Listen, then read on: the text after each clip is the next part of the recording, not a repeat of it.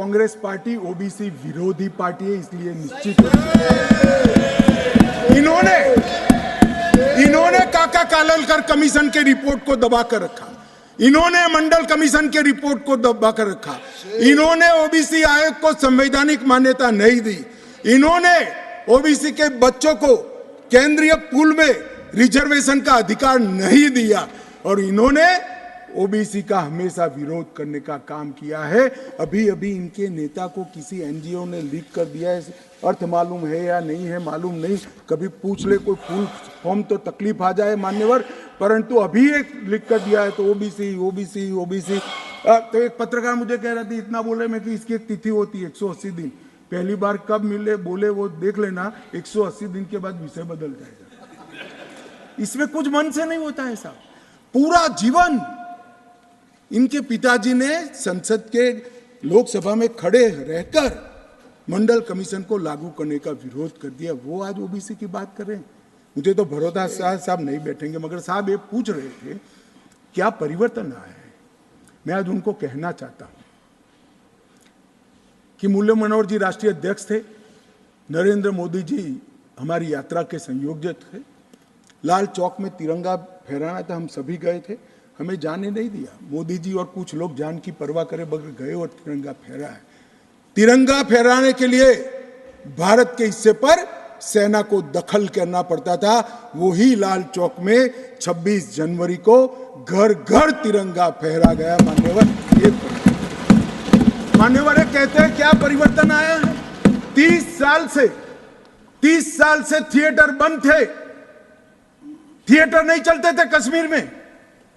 क्यों नहीं चलते थे मैं इसकी मीमांसा में नहीं जाना था, परंतु आज कश्मीर में 3 थिएटर चालू हो गए हैं और 18 थिएटर घाटी में खुलने के इंतजार कर रहे हैं और कई लोगों ने लोन का एप्लीकेशन किया। मान्यवर शूटिंग नहीं होता था, 21 से अब तक 24 तक 100 शूटिंग हो चुके हैं मान्यवर, 100 शूटिंग हो चुके हैं मान्यवर। ये सब कहेंगे इसको भी धर्म के चश्मे से देखेंगे। मैं आज कहना चाहता हूं कि मुहर्रम का जुलूस भी 30 साल तक नहीं निकला था, अभी नरेंद्र मोदी सरकार के समय में।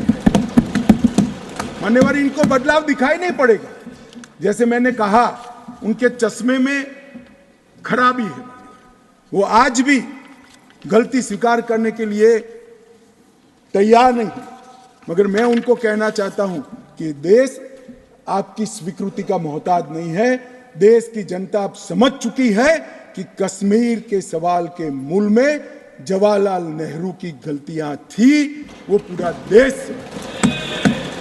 मान्यवर जीएसडीपी वो डेवलपमेंट का बड़ा द्योतक होता है। 1 लाख करोड़ का जीएसडीपी था 2014-15 में और आज 2,27,927 डबल हो चुका है। डिग्री कॉलेज 94 थे, आज 147 है। ना आईआईटी था, ना आईएम था, ना एम्स था। आईआईटी भी खुल चुका, आईएम भी खुल चुका, 2 एम्स की प्रक्रिया चल रही है, एक खुल चुका है, दूसरा खुल जाएगा। मेडिकल कॉलेज 4 थे, 7 नए मेडिकल कॉलेज खुले। नर्सिंग कॉलेज 1 भी नहीं था, 15 नर्सिंग कॉलेज खुले। मेडिकल सीट 500 थी, आज 1300 मेडिकल सीटें हैं। पीजी मेडिकल सीट 367 थी 70 साल में, आज 297 नई जोड़ने का काम नरेंद्र मोदी सरकार ने किया। मिड डे मील के तहत सिर्फ रिकॉर्ड पर, करप्शन तो जो होता होगा, रिकॉर्ड पर 6 लाख बच्चों को भोजन मिलता था, आज 9,31,000 बच्चों को भोजन मिलता है मान्यवर। और मान्यवर 30 लाख से टूरिस्ट का आंकड़ा 2 करोड़ पार कर गया मान्यवर। ये बताता है कि घाटी में ठीक है। 1485 से अधिक होम स्टे, अभी बताया जांगड़ा जी ने कि पहचान छुपा कर जाना पड़ता था, अच्छी गाड़ी में नहीं बैठ सकते थे, परिचय नहीं दे सकते थे। यहाँ घाटी के मुसलमान भाइयों के वहाँ होम स्टे चल रहा है और गुजरात, महाराष्ट्र, बंगाल से जाने वाले व्यक्ति इनके घर में रहकर खाना खाकर घाटी का लुत्फ लगभग 10,000 बिस्तर होम स्टे के अंदर हो गए मान्यवर। और प्रधानमंत्री ग्राम सड़क योजना प्रतिवर्ष 1100 का एवरेज था, अब 8086 किलोमीटर का एवरेज बना है। 47 स्मार्ट सिटी के तहत योजनाएं थी, आज 173 है। प्रधानमंत्री आवास सिर्फ 24,000 बने थे, आज 1,45,000 बने हैं। घरेलू नल कनेक्शन सिर्फ 7,82,000 थे, आज 13,54,000 बने हैं। गठित की गई सेल्फ हेल्प ग्रुप 4,000 थी, आज 19,000 है। माननीय शिशु मृत्यु दर जो सबसे कठिन हेल्थ पैरामीटर है, इसका गिरावट बहुत कठिनता के साथ होता है। जो हेल्थ के पैरामीटर्स को जानते हैं उनको मालूम होगा। 1,000 पर 22 शिशु मारे जाते थे, आज 1,000 पर सिर्फ 16 शिशु मारे जाते हैं। 47 जन औषधि केंद्र थे, आज 227 जन औषधि केंद्र वहाँ पर स्थापित हो चुके हैं। मान्यवर, इनको दिखाई नहीं पड़ेगा। मैं आज चले गए हैं, मगर दिग्विजय जी को कहना चाहता हूं, ये नरेंद्र मोदी जी के हृदय की संवेदना है कि घाटी और जम्मू में इतना बड़ा बदलाव डेवलपमेंट के क्षेत्र के अंदर हुआ है। मान्यवर, सिर्फ हाइड्रो इलेक्ट्रिसिटी में 30,000 करोड़ का भारत सरकार ने इन्वेस्ट किया। रेलवे का पैसा अलग, नेशनल हाईवे का पैसा अलग। मान्यवर, लगभग पेंशन के लाभार्थी सिर्फ 6 लाख थे, रजिस्ट्रेशन नहीं होता था जम्मू की साइड से। अब ट्रांसपेरेंट रजिस्ट्रेशन के बाद 10 लाख लाभार्थी पेंशन के हो गए हैं। फूड सिक्योरिटी का कवरेज 43.8% था, आज 100% हो चुका है।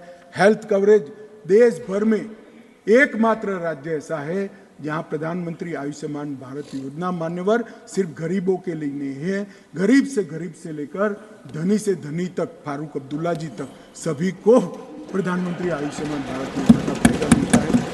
ओपन एप्लीकेशन 50 से 60% था, अब 100% है। ऑनलाइन सर्विसेज सिर्फ 60 सेवाओं में थी, आज 1100 सेवाओं में ऑनलाइन सर्विसेज हो गई है। और स्पोर्ट्स में युवाओं की भागीदारी सिर्फ 2 लाख थी, आज 2022 में जम्मू कश्मीर के 60 लाख युवाओं ने खेलों में हिस्सा लिया।